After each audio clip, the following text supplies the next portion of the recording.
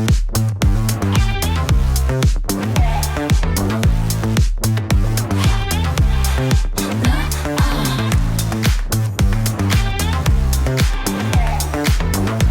we want to welcome you to another edition of the KLC Preaching Podcast. My name is Jared Alcántara, and I am Professor of Preaching, Director of the Kyle Lake Center for Effective Preaching here at Baylor University's George W. Truett Theological Seminary.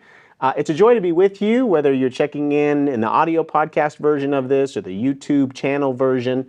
We're thrilled that you have joined us, and I am most grateful to welcome our guest, Dr. Alejandro Mandes, who is now a multi-ethnic church consultant, but formerly was the executive director of All People Ministry for the EFCA, the Evangelical Free Church of America. Welcome, Dr. Mandes. Thank you very much. It's great to be here on campus also. Oh, yes. It's a delight to have you. You're a native Tejano from Laredo, or born in Corpus. I'm a Texicano. Texicano, that's right. Born in Corpus, raised in Laredo, then now living in San Antonio. Yeah. And you, on account of your work with church planting, with directing initiatives with the EFCA, or EFCA, we say in Spanish, have been all over the world and have connected with different people. So before we get into what you do now and what you've done over the last few years, let me go back a little bit. One of the things I like to ask Christian leaders, pastors, preachers, is to just tell the story of their call. So talk to us about your conversion and your call to do vocational ministry. So I was raised in Laredo to a very large Hispanic family, very large. And, I had a captain from the Air Force share the gospel with me.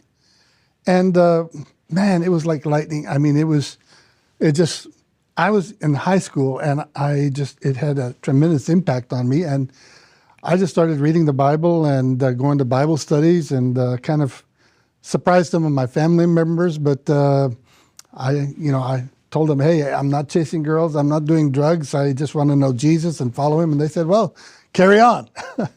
So the Air Force base that was in Laredo was closed down. And so they told me, if you want to keep on being discipled, you should come to Austin, Texas, as if that was the only place to make disciples. But it worked out. But the thing with Laredo is kind of its own little bubble because nobody else is close by. So when I went to Austin, Texas, to University of Texas, it was like a culture shock of the max. I mean, I think I cried for almost 2 solid weeks. Just because everybody was growing so fast and everybody looked different and talked different. I think that's one of the places where I developed an appetite for a cultural adventurer. And I learned, even though I was different, if I loved people and learned and watched, I could have an impact. And so I think that was actually one of making disciples, particularly being around so many different people. I think that really cut deeply in a good way in my life. Well, you talking about your experience of going from Laredo to Austin made me think of many of the students who come to Baylor or Truett who are raised in the Valley, South Texas along the border.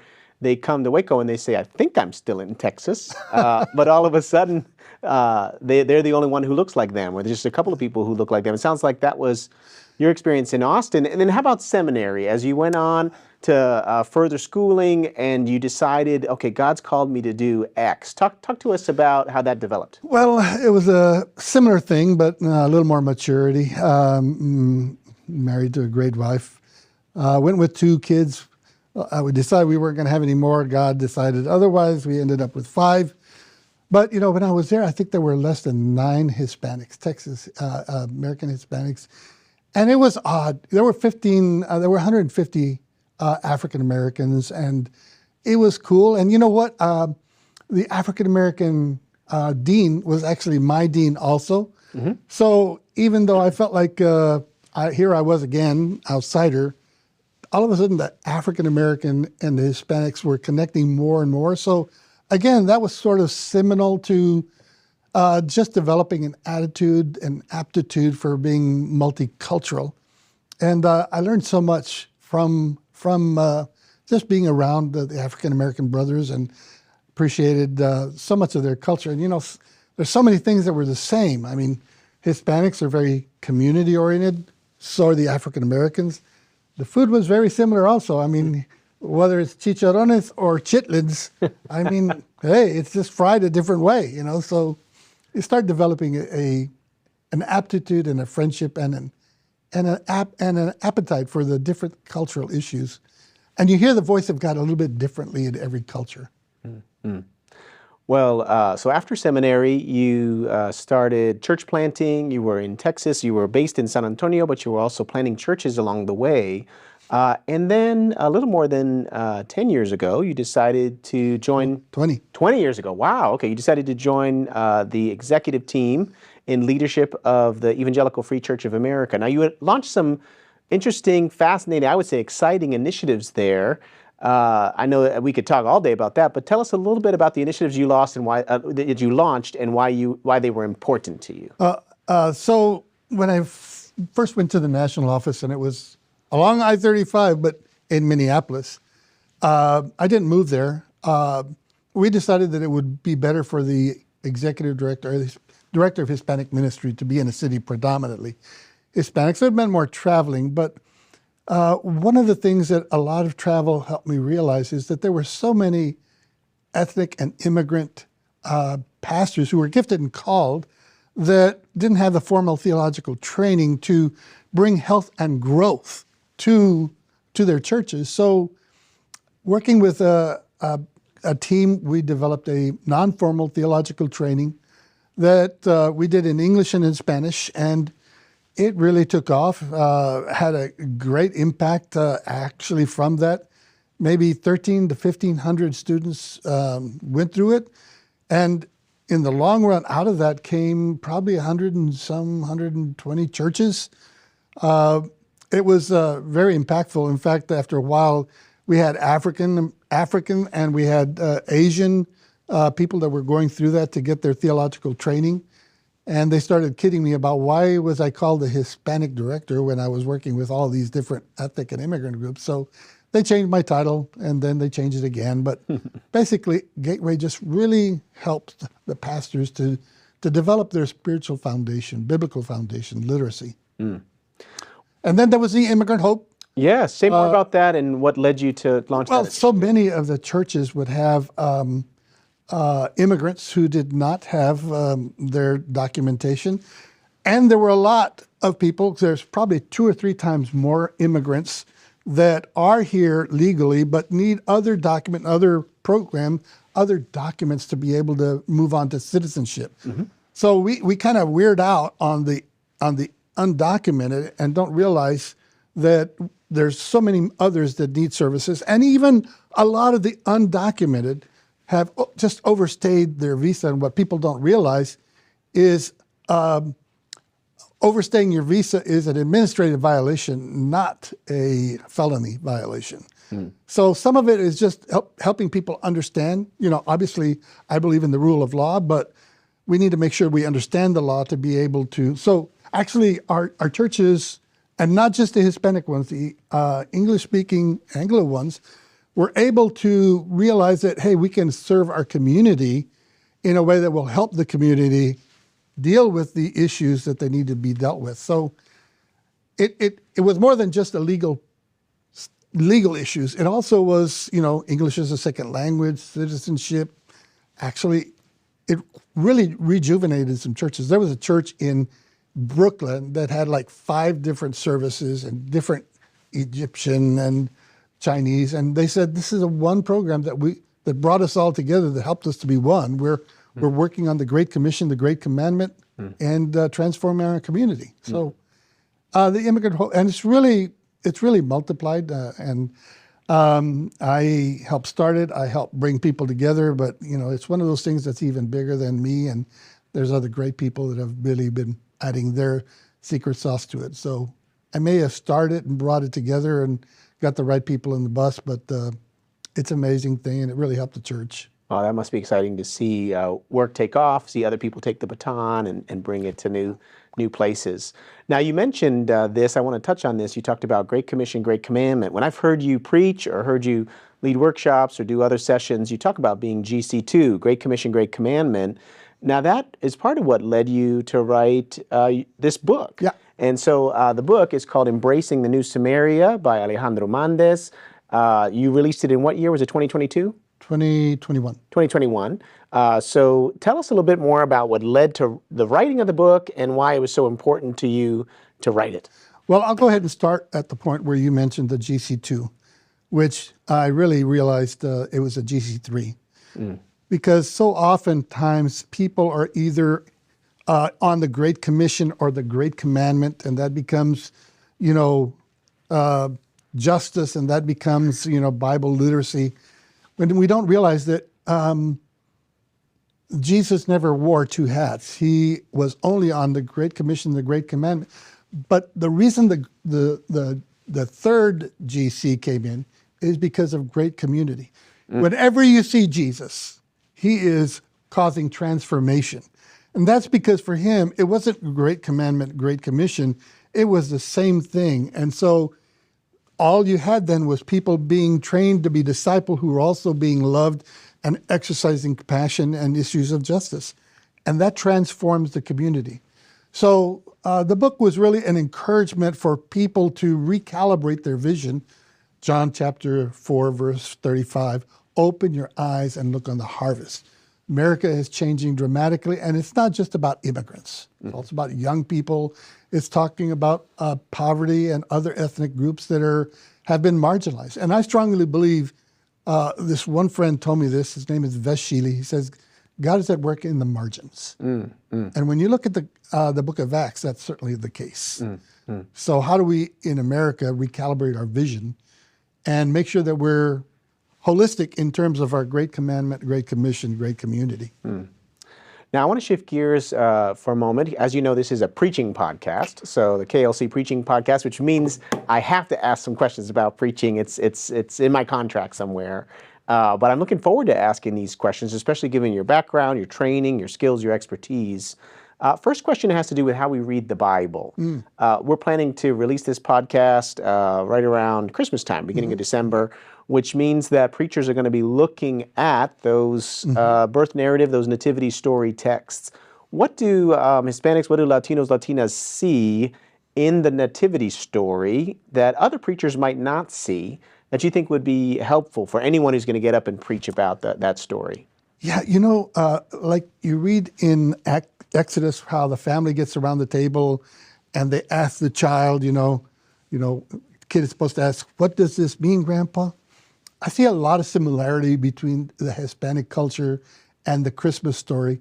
They have a thing that they call La Posada, where they actually live out the story of how Jesus and Mary are walking through the city asking for house and a place to stay. And so they go to one house, they go to another house, they have another house. And in these houses, they'll stop and have a meal and talk about the story and about each other.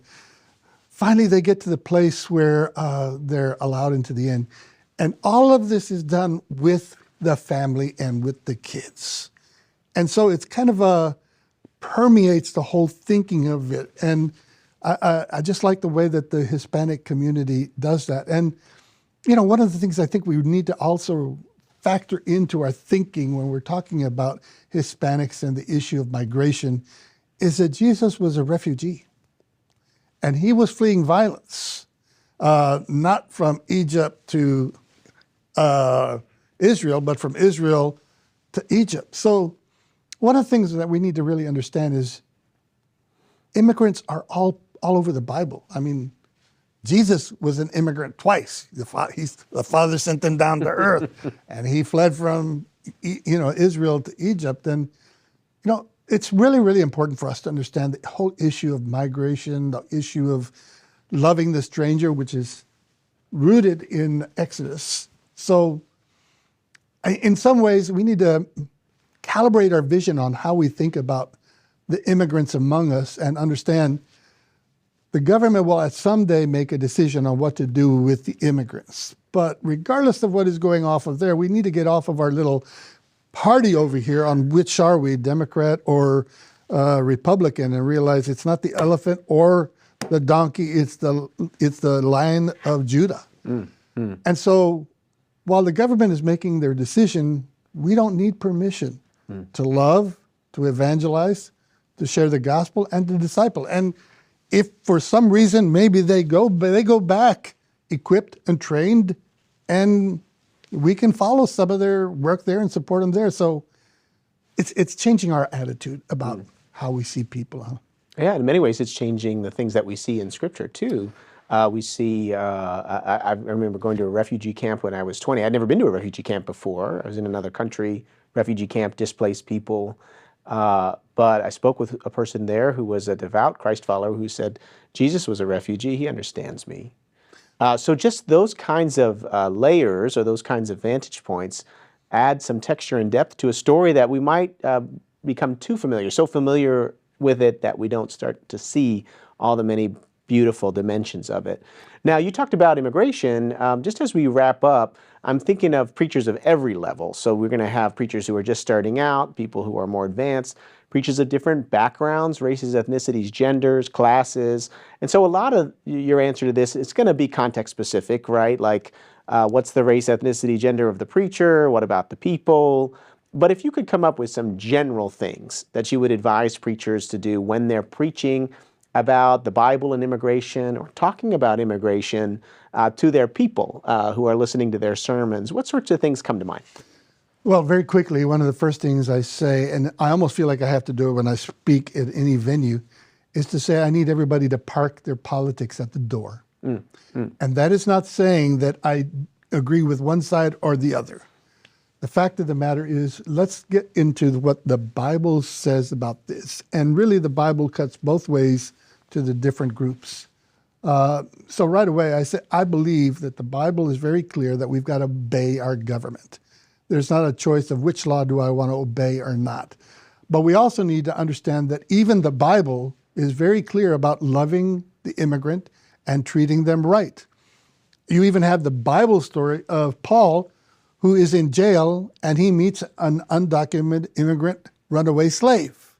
And, you know, Paul could have said, well, you're not of my party. But what he does is he loves him, he evangelizes him, he disciples him, and then he writes an eternal letter that we still have, that he wrote some guy named Onesimus that said, hey, you own me. You owe me. You need to treat this guy like a brother. You know, if anything else that is different, we need to change this conversation into a spiritual conversation in which we're listening and make sure that we're looking at God's culture and strategy and not substituting politics for what we believe Jesus wants us to do. Very quickly, our ideologies can turn into idols, can't they? And we don't, after a while, we don't even know where those merge or end, and we're afraid to even speak what the scriptures say because we'll be misunderstood. Don't be afraid. Well, that's a good word. It made me think of, I think it's Phillips Brooks or P.T. Forsyth who said that courage is that one indispensable quality of preaching that's required of every preacher, a willingness to speak the truth in love, to speak truth to power, and also to show courage. If I could say one thing really quickly. Of course, yeah. I think that pastors for a long time wouldn't involve in this conversation. And so we open the door for the two political parties to speak what they thought. Yeah, right. commandeer the now discussion. I think pastors are afraid of entering into the conversation because very quickly people are going to start saying, oh, you're that party, you're that party. And that's where we need to tell people, check it at the door, let's read what the Bible says. And then courage. Yes, yes. Courage is so important. Well, I appreciate that. And on that closing thought of courage, just encourage all of you to be courageous preachers. I want to thank you so much to thank Dr. Mandes for joining us today on the KLC Preaching Podcast. If you like what you heard, please feel free to share it. You can hit like, subscribe, and let other folks know about what we're doing. Thanks so much for joining us. God bless you.